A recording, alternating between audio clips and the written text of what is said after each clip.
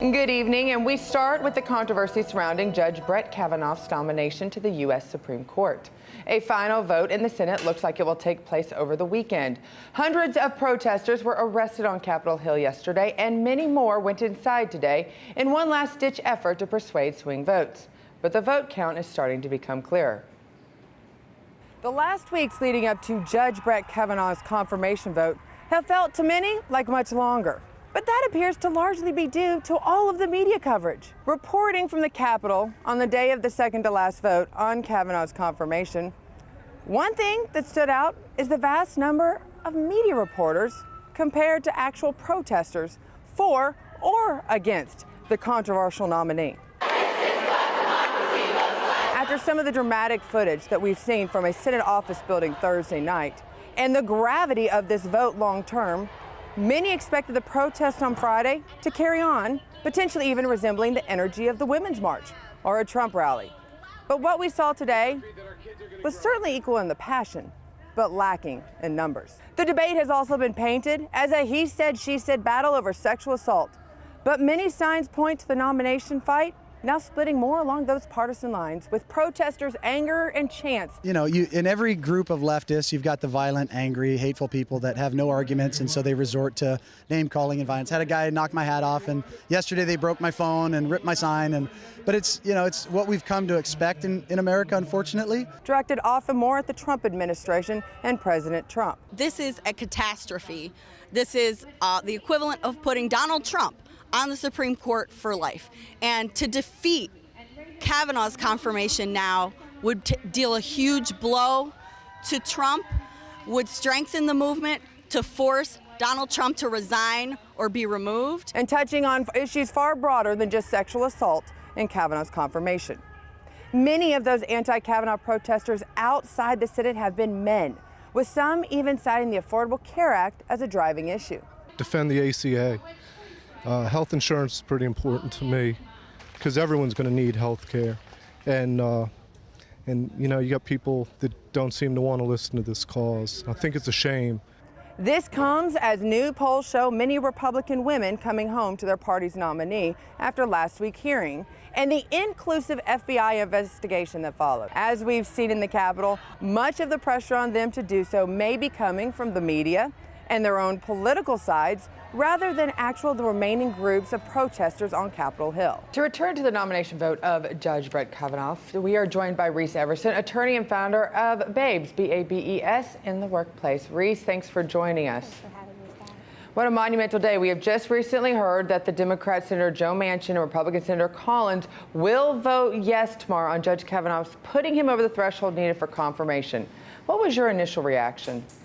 A disappointing day in America where we are not paying attention to what's been said by this man's mouth. His own actions, his own words have shown him to be not qualified to sit on the bench, the highest bench in the land. And unfortunately, because of partisan politics, they're so in a rush to get someone into that seat who's going to vote the way the president wants him to, that we're disregarding that this man is unqualified. It's a very disappointing day in America. Well, a lot of people do feel that, and we've seen the toll that's been out, but I want to look at the long-term effects of the events and the results of the last few weeks. Do you feel like all the drama, the media coverage, the anger has helped women in the workplace moving forward? Absolutely. What we're seeing is a righteous indignation. We're seeing women who are coming forward. We're also seeing that women are understanding the why I didn't report. Not just women, but men. Everyone's starting to understand that when women come forward, when they tell their story, oftentimes they're just pushed aside and disregarded. And so we're seeing women decide to stand up and speak louder and support one another. Even the protests, women are coming out in droves and saying, we will not tolerate this type of behavior. And if you do go ahead and appoint someone like this to the Supreme Court, there will be consequences and repercussions. And during some of the protests, a lot of the protesters spoke about how they had raised money and in the millions of dollars to take the seats from those people who from the senators who have confirmed or who are voting to confirm this judge. Absolutely. And Amy, one of the big mantras of the Republican women were, what about our sons? I'm worried about how this is the future for our sons, that they could be possibly falsely accused from this. Is that a smart tactic, do you think the Republican women need to be saying? I don't think that's just rhetoric that should be coming out of just Republicans' mouths. I think that no matter what party affiliation that you have on your name, you should be concerned, absolutely. We're talking about young men, even your husbands, your sons, your uncles, your grandfathers. This has really created a narrative of presuming that people are guilty without any facts behind it.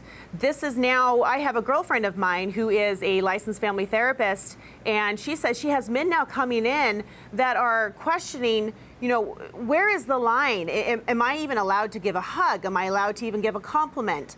There are a lot of women out there, a lot of young women and even boys that have been sexually assaulted. I too was a victim. I would actually like to call myself a survivor, but many of us have actually been sexually assaulted, and it's what you choose to do with it.